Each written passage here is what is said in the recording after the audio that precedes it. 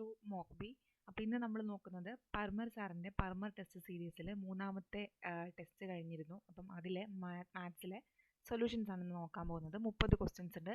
വളരെ നല്ല ക്വസ്റ്റ്യൻസ് ആണ്. ഇത് CGL-ലാണെങ്കിലും മെയിൻസിനാണെങ്കിലും CHSL മെയിൻസിന് പ്രിപ്പയർ ചെയ്യുന്നവർക്കാണെങ്കിലും വരാനിരിക്കുന്ന CPO തുടങ്ങിയ എക്സാമുകൾക്കാണെങ്കിലും വരാൻ ചാൻസ് ഉള്ള നല്ല നല്ല കൺസെപ്ച്വൽ ആയിട്ടുള്ള ക്വസ്റ്റ്യൻസ് തന്നെയാണ്. അപ്പോൾ നമുക്കതൊന്ന് പെട്ടെന്ന് ഡിസ്കസ് ചെയ്ത് പോവാം. വീഡിയോ ഇഷ്ടപ്പെടുകയാണെങ്കിൽ തീർച്ചയായിട്ടും ലൈക്ക് ചെയ്യുക, കമൻറ്റ് ചെയ്യുക, ആൻഡ് ഓൾസോ സബ്സ്ക്രൈബ് ചെയ്യാൻ മറക്കരുത്, സപ്പോർട്ട് ചെയ്യുക. ഓക്കെ, അപ്പോൾ ഈ ഒരു ക്വസ്റ്റ്യൻ വായിച്ചു നോക്കുമ്പം ഒരു കുട്ടി 6% മാർക്കിന് ഫെയിലായി, 240 മാർക്ക് മേടിച്ചപ്പോൾ ഫെയിലായി. ഓൾസോ 320 മാർക്ക് കിട്ടിയപ്പോൾ അത് പാസിംഗ് മാർക്കിനേക്കാൾ 4% കൂടുതലായിരുന്നു. അങ്ങനെയാണെങ്കിൽ നമ്മളോട് ചോദിച്ചത് മാക്സിമം മാർക്കിൻ്റെയും പാസിംഗ് മാർക്കിൻ്റെയും പാസിംഗ് പെർസെൻറ്റേജിൻ്റെയും സം എത്രയായിരിക്കും എന്നുള്ളതാണ് ചോദിച്ചിരിക്കുന്നത്. അപ്പം ഇങ്ങനെയുള്ള ക്വസ്റ്റ്യൻസിൽ എന്ത് ചെയ്യണം? ഇവിടെ 6% ഫെയിലായി, അവിടെ 4% എക്സ്ട്രാ കിട്ടി, അതായത് 6 4 10%. ആ 10% ആയിരിക്കും എന്തെന്ന് പറയുന്നത് ഈ 2 മാർക്കിൻ്റെയും ഡിഫറൻസ്. 320 - 240 ചെയ്യുമ്പം 80 എന്ന് കിട്ടും. 100% ആണ് എൻ്റെ ടോട്ടൽ മാർക്ക് എന്ന് അസ്യൂം ചെയ്തിട്ടാണ് ഞാൻ ഈ കണക്ക് ചെയ്യുന്നത്.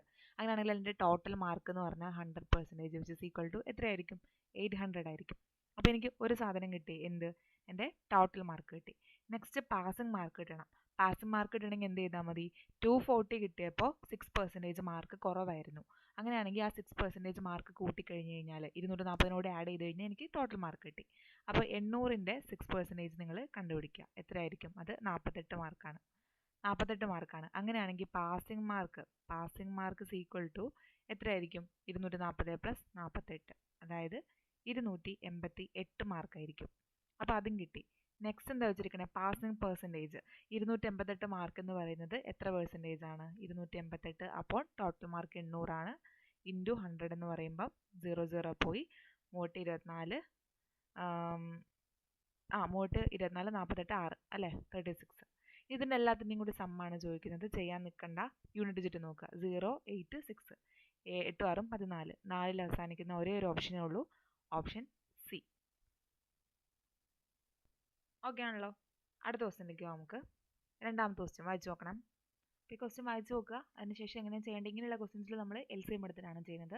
A person bought some articles at the rate of 5 per rupee and same number at the rate of 4 per rupee. അതായത് 1 രൂപയ്ക്ക് 5 എണ്ണം, 1 രൂപയ്ക്ക് 4 എണ്ണം എന്നുള്ള രീതിയിൽ ഈക്വൽ എണ്ണം രണ്ട് സാധനങ്ങൾ മേടിച്ചു. അതിനെ മിക്സ് ചെയ്തിട്ട് ഞാൻ വിറ്റത് എത്രയാണ്? 2 രൂപയ്ക്ക് 9 എണ്ണം എന്നുള്ള രീതിയിലാണ്. അങ്ങനെ വിറ്റപ്പോൾ എനിക്ക് 3 രൂപ നഷ്ടം വന്നു, അല്ലേ? അങ്ങനെയാണെങ്കിൽ അയാളുടെ കയ്യിലുള്ള ടോട്ടൽ കോസ്റ്റ് പ്രൈസ് ആണ് ഇവിടുത്തെ ക്വസ്റ്റ്യൻ എന്ന് പറയുന്നത്. ടോട്ടൽ എത്ര രൂപ ചിലവായി എന്നുള്ളതാണ്. അപ്പോൾ ആദ്യം നോക്കിക്കേ, 1 രൂപയ്ക്ക് എത്ര എണ്ണം കിട്ടി? ആദ്യത്തെ കേസിൽ അത് 5 എണ്ണം കിട്ടി എനിക്ക്. എത്ര രൂപയ്ക്ക്? 1 രൂപയ്ക്ക്. അടുത്ത കേസിലോ 4 എണ്ണം കിട്ടി അറ്റ് ദ കോസ്റ്റ് ഓഫ് 1 രൂപയ്ക്ക്. 5-ൻ്റെയും 4-ൻ്റെയും LCM എടുക്കുമ്പോൾ 20 എന്ന് വരും. അതായത് ടോട്ടൽ 20 രൂപയ്ക്കാണ് ഞാൻ മേടിച്ചത്. 20 എണ്ണമാണ് ഞാൻ മേടിച്ചതെന്ന് വിചാരിക്കുക, രൂപയ്ക്ക് നല്ല എണ്ണം. അപ്പം ആദ്യത്തതിൽ 20 എണ്ണമാണെന്നുണ്ടെങ്കിൽ 5 എന്ന് പറയുമ്പോൾ ഇൻറ്റു 4 ചെയ്യണം. അതായത് 4 രൂപയ്ക്ക് ഞാൻ സാധനം മേടിച്ചിട്ടുണ്ടാവും. ഇവിടെ 20 എണ്ണം 4 രൂപയുടെ എന്നുള്ള ഈ ഒരു രീതിയിൽ ചെയ്യുന്ന സമയത്ത് 20 × 4 ഇവിടെ ഒരു 5 കൊണ്ട് മൾട്ടിപ്ലൈ ചെയ്യണം. അതായത് 5 രൂപയ്ക്ക് കിട്ടിയിട്ടുണ്ടാവും. അതായത് ഒന്നാമത്തെ കേസിൽ 20 എണ്ണം മേടിക്കാൻ 4 രൂപ എനിക്ക് ചിലവായി. രണ്ടാമത്തെ കേസിൽ 20 എണ്ണം വാങ്ങാൻ, കാരണം സെയിം നമ്പർ ആണല്ലോ, അതേ 20 എണ്ണം വാങ്ങാൻ എനിക്ക് 5 രൂപ ചിലവായി. അതായത് ടോട്ടൽ എൻ്റെ കോസ്റ്റ് പ്രൈസ് എന്നുള്ള രീതിയിൽ ഞാൻ പറയുമ്പോൾ 5 4 9 രൂപ മുടക്കിയിട്ട് എത്ര യൂണിറ്റ്? ആദ്യത്തേൻ്റെയും 20 വാങ്ങി, രണ്ടാമത്തേൻ്റെയും 20 എണ്ണം വാങ്ങി. 40 എണ്ണം ഞാൻ ആ സാധനം വാങ്ങിയിട്ടുണ്ട്. ഇതാണ് എനിക്ക് ചിലവായ എൻ്റെ കോസ്റ്റ് പ്രൈസ് എന്ന് പറയുന്നത്. ഇനി ഇത് ഏത് രീതിയിലാണ് ഞാൻ വിറ്റത്? 2 രൂപയ്ക്ക് 9 എണ്ണം എന്നുള്ള രീതിയിലാണ് വിട്ടത്. എങ്ങനെയാണ് വിട്ടത്?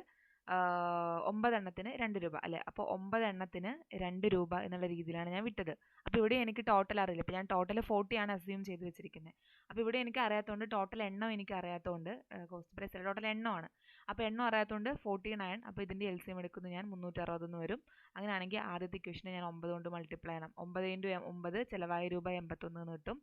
ഇവിടെ നെക്സ്റ്റ് സെക്കൻഡ് കണ്ടീഷനിൽ 369 എന്ന് പറയുമ്പോൾ ഇവിടെ എനിക്ക് 40 കൊണ്ട് മൾട്ടിപ്ലൈ ചെയ്യേണ്ടി വരും. അതായത് 40 × 2 എന്ന് പറയുമ്പം 80 റുപ്പീസ് ആയിരിക്കും ചിലവായിട്ടുണ്ടാവുക.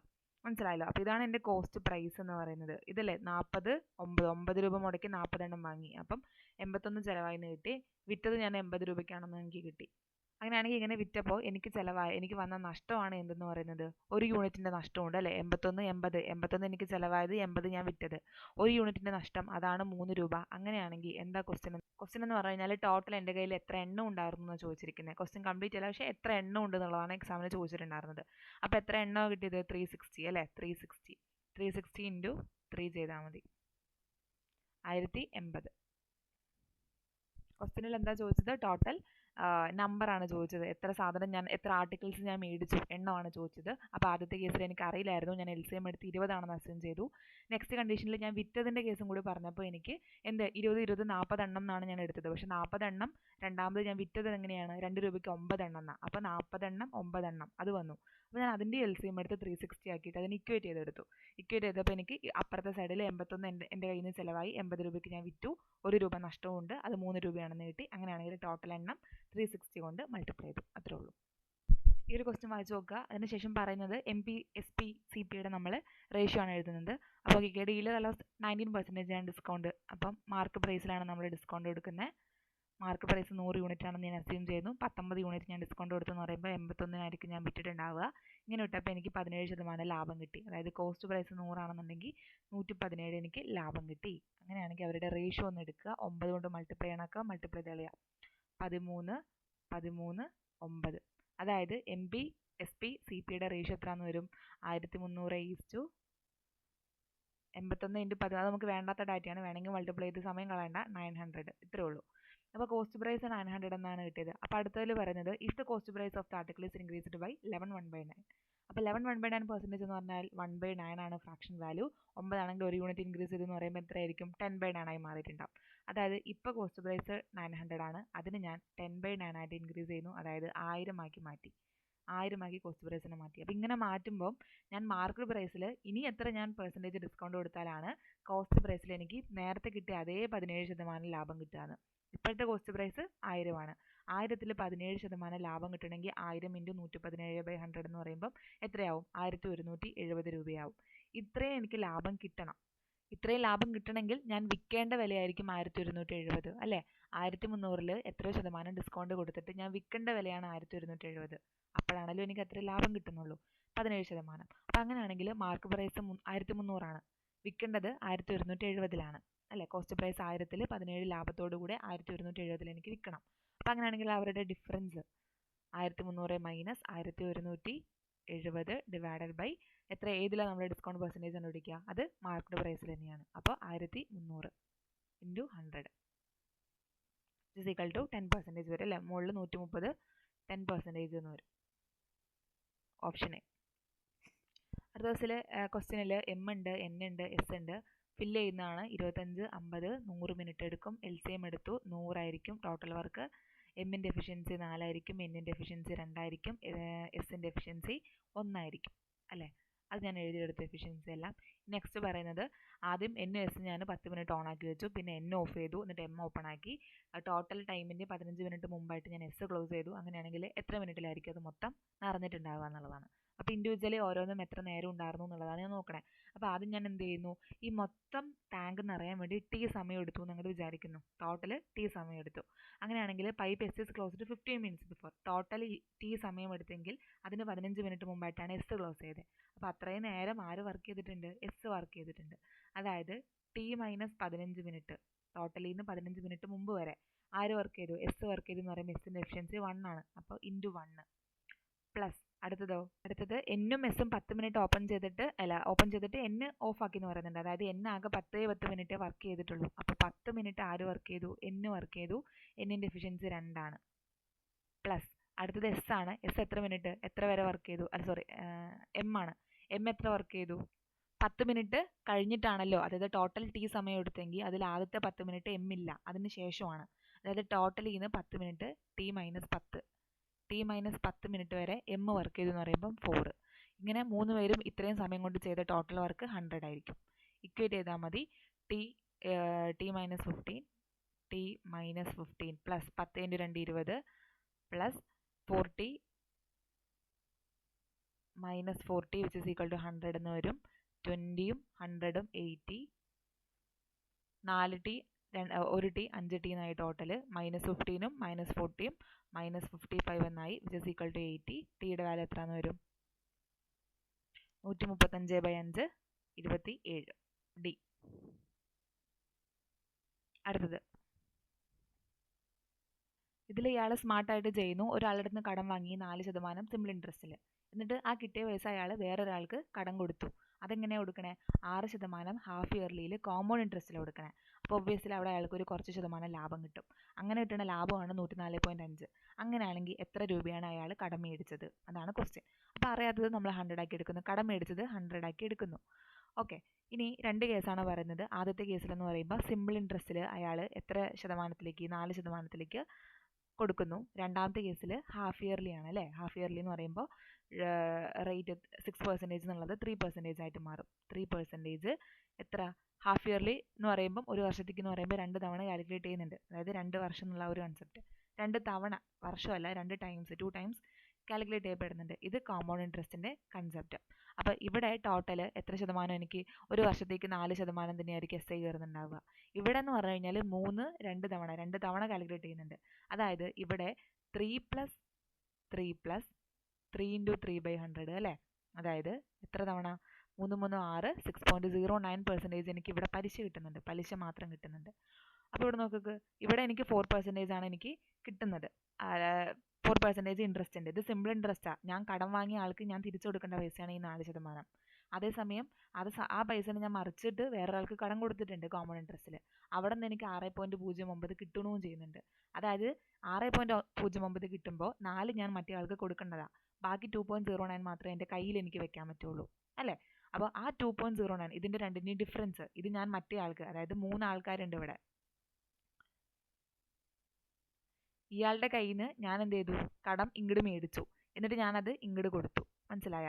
SIയിൽ ഞാൻ കടം മേടിച്ചിട്ട് അത് മറ്റേ ആൾക്ക് CAയിൽ കൊടുത്തു.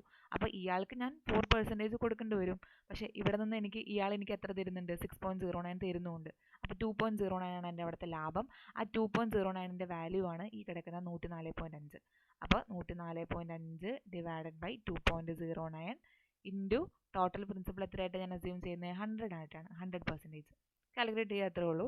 എത്ര? ഇത് കട്ട് ചെയ്ത് പോകും അല്ലേ? 5ൽ കട്ട് ചെയ്ത് പോകും 5000, 50ൽ കട്ട് ചെയ്ത് പോകും 5000. Option C. ഓക്കെ, ഇത് വളരെ ഇമ്പോർട്ടൻ്റ് ആയിട്ടുള്ള ക്വസ്റ്റ്യൻ ആണ്. സിമ്പിൾ ഇൻട്രസ്റ്റിൽ നമ്മുടെ ഇൻസ്റ്റാൾമെൻറ്റിൻ്റെ ക്വസ്റ്റ്യൻസ് ആണ് പഠിച്ചിരിക്കുന്നത്. ആർട്ടിക്കിൾ 2500 രൂപ, അത് ക്യാഷ് ലോൺ പേയ്മെൻറ്റ് 520 കൊടുത്തു കഴിഞ്ഞിട്ട് 4 ഈക്വൽ മന്ത്ലി ഇൻസ്റ്റാൾമെൻ്റ് ആയിട്ട് ഞാൻ അടയ്ക്കുന്നു. റേറ്റ് 25% ആണ്. അങ്ങനെയാണെങ്കിൽ ഓരോ മന്ത്ലി ഇൻസ്റ്റാൾമെൻറ്റും എത്രയായിരിക്കും എന്ന് ചോദിക്കണം. അപ്പോൾ 2500ൽ 520 ഞാൻ ഓൾറെഡി കൊടുത്തു. ബാക്കി എനിക്ക് എത്ര രൂപയുള്ളൂ? 1980 രൂപയും കൂടി കൊടുത്താൽ മതി അല്ലേ? 2500 മൈനസ് 520, ഇത്രയും രൂപയും കൂടി ഞാൻ അടച്ചാൽ മതി. പക്ഷെ അങ്ങനെ കറക്റ്റ് അടിച്ചിട്ട് അവർക്കൊരു ലാഭം വേണ്ടേ? അതിനാണ് അവർ ആ പലിശ ഇട്ടിരിക്കുന്നത് അല്ലേ? അപ്പം ഞാൻ അവിടെ പലിശയും കൂടി ചേർത്തിട്ടായിരിക്കണം ഇൻസ്റ്റാൾമെൻറ്റ് അടയ്ക്കുന്നുണ്ടാവുക. അതായത് 1980 രൂപ ഞാൻ എന്തായാലും അടയ്ക്കണം. ആ 1980 രൂപയ്ക്ക് അവർ എന്ത് ചെയ്യുന്നുണ്ട്? 25% പലിശ കണ്ടുപിടിക്കുന്നുണ്ട്. ഈ 25% എന്ന് പറയുന്നത് പെർ ആനം ആണ്, 12 മാസത്തിലേക്കുള്ളതാണ്. ഞാൻ കൊടുക്കുന്നത് വർഷത്തിലല്ല ഇൻസ്റ്റാൾമെൻറ്റ്, എൻ്റെ മന്ത്ലിയാണ് ഇൻസ്റ്റാൾമെൻറ്റ്. ഓരോ മാസവും കൊടുക്കണം. അപ്പോൾ 12 മാസത്തിന് 25 ആണെങ്കിൽ ഒരു മാസത്തിന് എന്തായിരിക്കും? 25/12 ആയിരിക്കും. അങ്ങനെ എത്ര മാസം ഞാൻ അടയ്ക്കും? 4 മാസം ഞാൻ അടയ്ക്കും. അപ്പോൾ ഇത് എത്രയെന്ന് വരും? 0 0 ക്യാൻസൽ ചെയ്ത് കളയുക. 2 5ൽ പോവും, ഇത് 5 എന്ന് വരും, ഇവിടെ 6 എന്ന് വരും അല്ലേ? ഇത് 18 18 അല്ലേ? 3 15, 3 15 1 16. അതായത് ഇനി ഞാൻ അവർക്ക് 1980 രൂപ തിരിച്ചു കൊടുക്കണം. അതെന്തായാലും ഞാൻ കൊടുക്കണം. കൂടാണ്ട് 1980 രൂപയിൽ ഇത്ര ശതമാനം പലിശ നിരക്കിൽ 4 മാസം കൊണ്ട് 165 രൂപ കൂടെ ഞാൻ എക്സ്ട്രാ കൊടുക്കണം. അതാണ് അവരുടെ ലാഭം. അതാണ് അവർ ക്യാഷ് ഓൺ പേയ്മെൻറ്റിൽ തരുന്നതുകൊണ്ട് അവർക്ക് കിട്ടുന്ന ലാഭം. അപ്പോൾ ആ 165 കൂടി കൂട്ടുമ്പോൾ ഞാൻ ടോട്ടൽ എത്ര അവർക്ക് തിരിച്ചു കൊടുക്കാനുണ്ട്?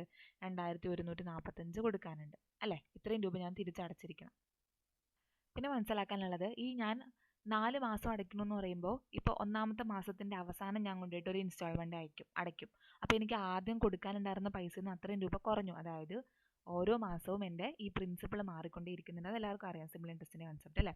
അപ്പോൾ അങ്ങനെ ആവുന്ന സമയത്ത് 4 ഇൻസ്റ്റാൾമെൻറ്റ് ഈ 2145 ഞാൻ ഇക്വേറ്റ് ചെയ്യാൻ പോവാം. എന്തുമായിട്ടാണ് ഇക്വേറ്റ് ചെയ്യുന്നത്? ഇത് എന്തിനോട് തുല്യമാണ്? ഞാൻ അടയ്ക്കുന്ന 4 മാസത്തിലുള്ള 4 ഇൻസ്റ്റാൾമെൻറ്റ് പ്ലസ് ഓരോ ഇൻസ്റ്റാൾമെൻറ്റും ഞാൻ അടയ്ക്കുമ്പോൾ ആ പൈസ ആ കമ്പനി വേറെ ആർക്കെങ്കിലും കടം കൊടുത്ത് അവിടെ നിന്ന് ലാഭം ഉണ്ടാക്കുന്നുണ്ട് അല്ലേ? ഇപ്പം ഞാൻ ഒന്നാമത്തെ മാസത്തിൻ്റെ അവസാനം ഞാൻ അടച്ച പൈസ അവർ ബാക്കി ഇനി ഒരു 3 മാസം കൂടി കൊടുക്കും. രണ്ടാമത്തെ മാസത്തിൻ്റെ അവസാനം അടയ്ക്കുന്നത് ഇനി ഒരു 2 മാസം കൂടെ വേറെ കൊടുക്കും. മൂന്നാമത്തെ മാസത്തിന് അവസാനം കൊടുക്കുന്നത് 1 മാസം കൂടെ കൊടുക്കും. 4ാമത്തെ മാസത്തിൻ്റെ അവസാനം ഞാൻ കൊടുക്കുന്ന പൈസ അത് അവർക്ക് മറിച്ച് വേറെ കൊടുക്കാൻ പറ്റുന്നില്ല. അപ്പോൾ അതായത് 4 ഇൻസ്റ്റാൾമെൻറ്റ് അടയ്ക്കുന്ന തുക പ്ലസ് ഓരോ ഇൻസ്റ്റാൾമെൻറ്റും ഓരോ മാസത്തിലുള്ള തുല്യമായിട്ടുള്ള ഇൻസ്റ്റാൾമെൻ്റ് ആണ്. ഓരോ ഇൻസ്റ്റാൾമെൻറ്റും 25/100 25% എന്ന് പറയുന്ന പലിശ നിരക്കിൽ ഓരോ മാസവും അല്ലേ, ഇത് മാസത്തിൽ ഇത് 25% പെർ ആനും, അതിന് ഞാൻ മന്തിലേക്ക് കൺവേർട്ട് ചെയ്തു. അങ്ങനെ എത്ര ബ്രാക്കറ്റിൽ എന്തെന്ന് വരും, എത്ര ഇതിപ്പോൾ ഞാൻ റേറ്റ് പെർസെൻറ്റേജ് എഴുതി, എത്ര ടൈമിലേക്ക്, ആദ്യത്തെ മാസത്തിൻ്റെ അടയ്ക്കുന്ന പൈസ, ആദ്യത്തെ മാസത്തിന് അവസാനം അടയ്ക്കുന്ന പൈസ 3 മാസം കൂടെ കിടക്കും. രണ്ടാമത്തെ മാസത്തിന് അവസാനം അടയ്ക്കുന്നത് 2 മാസം കൂടെ.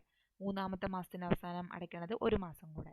നാലാമത്തെ മാസത്തിന് അവസാനം അടയ്ക്കുന്നത് ഇല്ല അല്ലേ. അപ്പോൾ ഇതിനോട് തുല്യമായിരിക്കും എന്ത്, നമ്മുടെ 2145 എന്ന് പറയുന്ന രൂപ. അതായത് ഇത് ഇനി ഇക്വേറ്റ് ചെയ്ത് കണ്ടുപിടിച്ചാൽ മതി. 4 ക്യാൻസലായിപ്പോൾ 3 2 5 1 6 3/2 എന്ന് വരും അല്ലേ. 2 3 ഇത് 4 ക്യാൻസലായിപ്പോൾ, അതായത് 2 × 4 8 8 3 2 5 1 6 6ഉം 12ഉം 2 തവണ ക്യാൻസലാവും. 25 100ൽ 4 തവണ പോവും. 2 × 4 8 8 അല്ലേ. 4i പ്ലസ്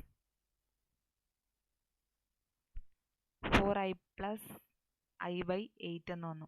അതായത് 4 8 32 1 33/8 ആയി. അതാണ് എന്തെന്ന് പറഞ്ഞാൽ 33/8 i ആണ് എൻ്റെ 2145. അങ്ങനെയാണെങ്കിൽ i നിങ്ങൾക്ക് ക്യാൻസൽ ചെയ്യാം. 11ൻ്റെ മൾട്ടിപ്പിൾ ആണ്, ക്യാൻസൽ ചെയ്യുക. ഐയുടെ വാല്യൂ എത്രയാണെന്ന് വരും, 11 ഇത് 3ൽ വെച്ചിട്ട് പോവും. ഇത് എത്രയാണെന്ന് വരും, 11 ഒരു തവണ പോവും. ദെൻ 9 1 10 104 9 തവണ പോവും, 5 തവണ പോയി അല്ലേ. എഗെയിൻ 3ൽ ക്യാൻസൽ ആക്കുമ്പം 65 എന്ന് വരും. 65 × 8 520.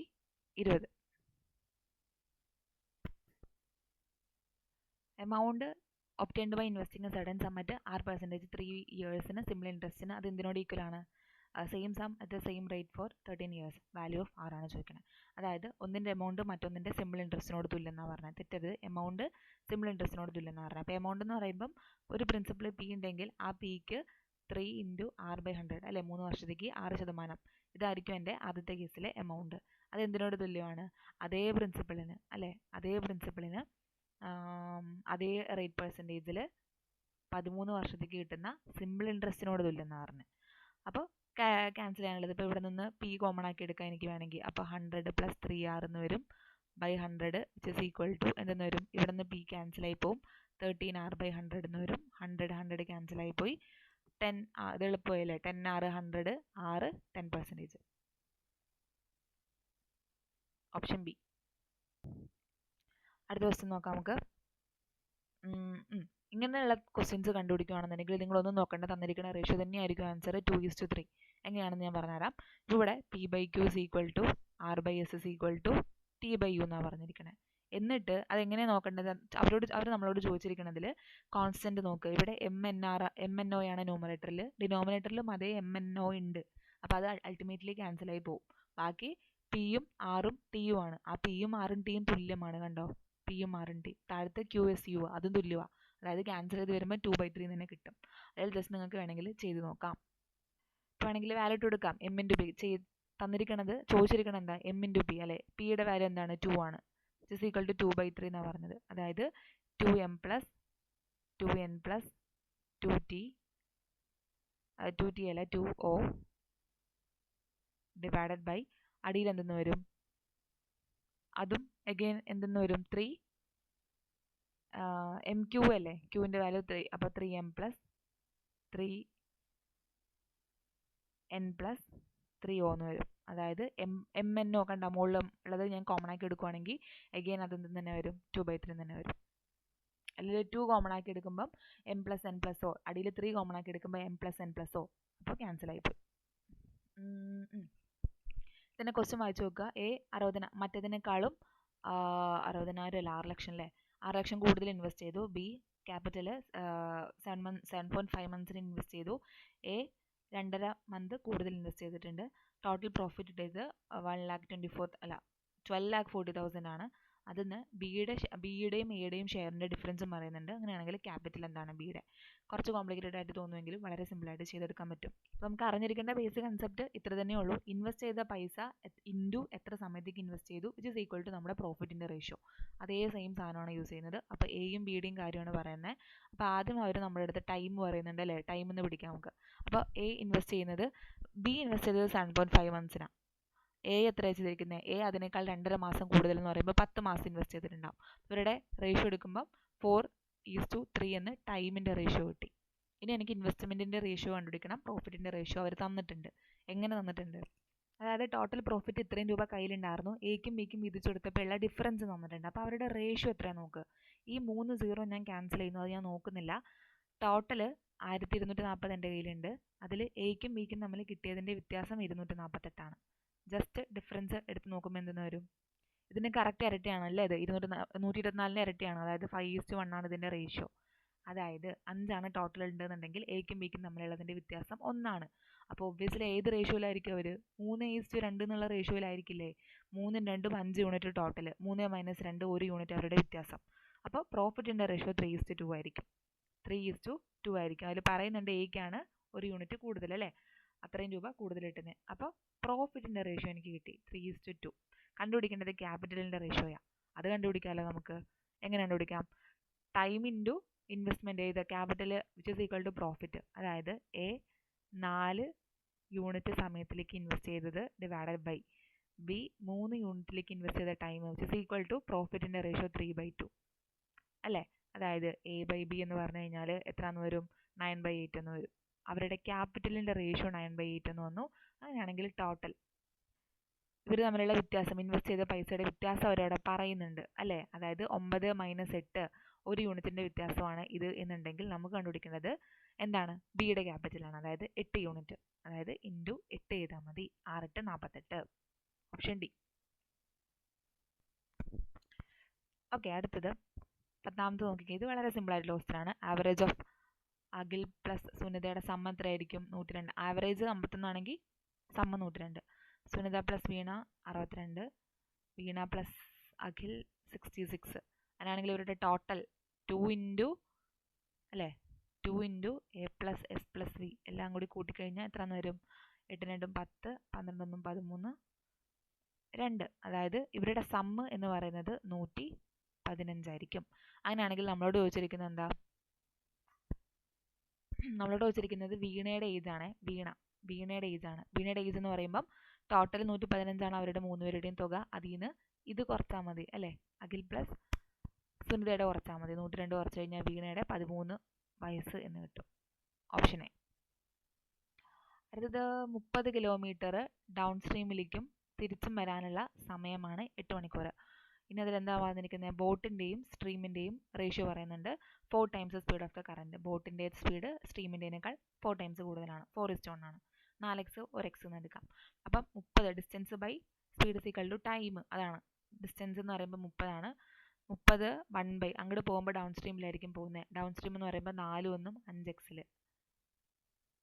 പ്ലസ് ഇങ്ങോട്ട് വരുമ്പം എങ്ങനെയായിരിക്കും? അപ്സ്ട്രീമിലായിരിക്കും. 4 - 1 3x വരുന്നുണ്ടാവുക. ഇതിനെടുത്ത സമയമാണ് എന്ത്? 8 മണിക്കൂർ. അപ്പോൾ 4:15 അല്ലേ, അല്ലെങ്കിൽ ഈ 15 അപ്പുറത്തേക്ക് പോകുമ്പം 4/15 എന്ന് വന്നു. ക്രോസ് മൾട്ടിപ്ലൈ ചെയ്യുക. 8x divided by 15x² which is equal to 4/15. x സ്ക്വയറും പോയി, 15 15 പോയി, 4 8 2 തവണ പോയി. എക്സിൻ്റെ വാല്യൂ 2. എക്സിൻ്റെ വാല്യൂ 2. അത് തന്നെയാണ് question. Speed of the current എന്ന് പറഞ്ഞു കഴിഞ്ഞാൽ 1x, അതായത് 2 km/h. നെക്സ്റ്റ് അതിൻ്റെ ഡയറക്റ്റ് ഫോർമുല ഉണ്ട് അല്ലേ. അതായത് റിമൈനിങ് ആയിട്ട് ഈ ഒരു പ്രോസസ്സ് നടത്തി കഴിഞ്ഞ് കഴിഞ്ഞാൽ അവസാനം ഉണ്ടാകുന്ന, അതായത് ഇപ്പോൾ നിങ്ങളോട് മിൽക്ക് പ്യുവർ മിൽക്കിന് ഇത്ര എടുത്ത് മാറ്റി 10 ലിറ്റർ എടുത്ത് മാറ്റി 10 ലിറ്റർ വെള്ളം ചേർത്തു, അങ്ങനെ ആ പ്രോസസ്സ് ഇത്ര തവണ റിപ്പീറ്റ് ചെയ്തു. അങ്ങനെയാണെങ്കിൽ റിമൈനിങ് ക്വാണ്ടിറ്റി ചോദിക്കാം, അല്ലെങ്കിൽ ആദ്യം ഉണ്ടായിരുന്ന ക്വാണ്ടിറ്റി ചോദിക്കാം, എങ്ങനെ വേണമെങ്കിലും ചോദിക്കാം. അപ്പോൾ ഫോർമുല ഇതാണ്. Remaining quantity which is equal to initial amount x into 1 - y/x whole raise to n. X എന്ന് പറഞ്ഞാൽ ഇനീഷ്യൽ ക്വാണ്ടിറ്റി, ടോട്ടൽ എത്ര അതിലുണ്ടായിരുന്നു ആദ്യം. 1 - y/x എന്ന് പറയുമ്പോൾ y എന്താണ്? y എന്ന് പറയുമ്പോൾ എത്ര ലിറ്റർ ആണ് അത് എടുത്ത് മാറ്റണത്. ഹോൾ റേസ് ടു n എന്ന് പറയുമ്പോൾ എത്ര തവണ ടോട്ടൽ ഞാൻ ആ പ്രോസസ്സ് നടത്തി. അപ്പോൾ ഇവിടെ പറയുന്നത് ഓൾറെഡി 24 ബാക്കി ഉണ്ടെന്നാണ് പറയുന്നത്. റിമൈനിങ് ക്വാണ്ടിറ്റി 24 ആണ്. അപ്പോൾ 24 which is equal to x എന്ന് പറയുമ്പോൾ ഇനീഷ്യൽ ക്വാണ്ടിറ്റി, അതാണ് എനിക്ക് കണ്ടെടുക്കേണ്ടത്. How much acid was drawn off initially, എത്രയാണ് റീപ്ലേസ് ചെയ്തതെന്ന് വെച്ചിരിക്കുന്നത്. അപ്പോൾ ആദ്യം പറയുന്നത് 54 ലിറ്റർ ആ വെസലിൽ ഉണ്ടായിരുന്നു എന്ന് പറയുന്നുണ്ട്. അപ്പോൾ ഇനീഷ്യൽ ക്വാണ്ടിറ്റി 54 ഉണ്ടായിരുന്നു. 1 - എത്ര എടുത്തു മാറ്റിയെന്ന് എനിക്ക് അറിയില്ല, y ബൈ എക്സ് എന്താണ്? എക്സ് 54 തന്നെയാണ് initial quantity. Whole raise to n എന്ന് പറയുമ്പോൾ പ്രോസസ്സ് എത്ര തവണ നടത്തി? 2 തവണ നടത്തിയിട്ടുണ്ട് ടോട്ടൽ. ഇനി ഇതിൽ നിങ്ങൾ എന്ത് ചെയ്യുക? 6 വെച്ച് ക്യാൻസൽ ചെയ്യുക അല്ലേ? 4 9 4/9 which is equal to 1 minus y by 54 എന്ന് 4 ദ ഹോൾ സ്ക്വയർ. രണ്ടവിടെയും സ്ക്വയർ റൂട്ട് എടുക്കുക. അപ്പോൾ 4/9 2/3 എന്നാവും which is equal to 1 minus y by 54. Solve ചെയ്തിട്ട് വൈയുടെ വാല്യൂ കണ്ടുപിടിക്കാം. വൈയുടെ വാല്യൂ എത്ര വരും? 18 എന്ന് വരും. അടുത്തത് എക്സ് ക്യൂബ് പ്ലസ് 1/x³ ആണ്. അപ്പോൾ ഒരു ഇക്വേഷൻ തന്നിട്ട് തരുമ്പോൾ നമ്മൾ എപ്പോഴും എക്സ് കൊണ്ട് ഡിവൈഡ് ചെയ്യും. ഇവിടെ എക്സ് കൊണ്ട് ഡിവൈഡ് ചെയ്യാം മൊത്തത്തിൽ. അപ്പോൾ എന്ത് വരും? 8x² 8x എന്നാവും. 9x എക്സ് വെച്ച് ഡിവൈഡ് ചെയ്യുമ്പോൾ 9 എന്നാവും. പ്ലസ് 8 ഞാൻ ചെയ്ത് കഴിഞ്ഞാൽ 8/x എന്നാവും വിച്ച് ഇസ് ഈക്വൽ ടു 0. അതിൽ 8 കോമൺ ആക്കി എടുത്തു കഴിഞ്ഞാൽ x plus 1/x which is equal to എത്രയെന്ന് വരും? 9 അപ്പുറത്തേക്ക് കൊണ്ടുപോകാം -9. അതായത് എക്സ് പ്ലസ് 1/xന്റെ വാല്യൂ എന്ത് തോന്നുന്നു എനിക്ക്? -9/8 എന്ന് കിട്ടി. അങ്ങനെയാണെങ്കിൽ എക്സ് പ്ലസ് 1/x അറിയാമെങ്കിൽ എക്സ് ക്യൂബ് പ്ലസ് 1/x എന്താണ്? എക്സ് പ്ലസ് 1/x n ആണെങ്കിൽ n³ മൈനസ് 3n ചെയ്താൽ മതി, കിട്ടും. അതായത് എനിക്കിപ്പം എക്സ് ക്യൂബ് പ്ലസ് 1/x വേണം വിച്ച് ഇസ് ഈക്വൽ ടു ഇതിൻ്റെ ക്യൂബ്, അതായത് -9ന്റെ ക്യൂബ് -729 ഡിവൈഡ് ബൈ 8ന്റെ ക്യൂബ് 512 മൈനസ് 3n അല്ലേ? അപ്പോൾ -3 ഇൻറ്റു n എത്രയാ? -9 തന്നെയാണ്. അതായത് പ്ലസ് ആയത് -729 ഡിവൈഡ് ബൈ 512 പ്ലസ് 27. അപ്പോൾ ഇതിൽ നിന്ന് ഒരു കാര്യം ഉറപ്പായി, എന്താണ്? അടിഭാഗത്ത് ഡിനോമിനേറ്ററിൽ 512 ഉണ്ടാവും. അപ്പോൾ ഈ 2 ഓപ്ഷൻ കളഞ്ഞു. അടുത്തത് 27 × 512 ഞാൻ ക്രോസ് മൾട്ടിപ്ലൈ ചെയ്യുമ്പോൾ ഒരു വലിയ നമ്പറാണ് കിട്ടുക. വലിയ നമ്പറിൽ നിന്ന് 729 ഞാൻ കുറച്ച് കഴിയുമ്പം എന്തായാലും 199 ആയിരിക്കില്ല, ഒരു 999 ഒക്കെ വരാൻ ചാൻസ് ഉണ്ട്. കുറച്ച് വലിയ നമ്പർ ആയിരിക്കില്ലേ? അപ്പോൾ ഓപ്ഷൻ സി ആയിരിക്കും ആൻസർ. ചെയ്ത് നോക്കുക.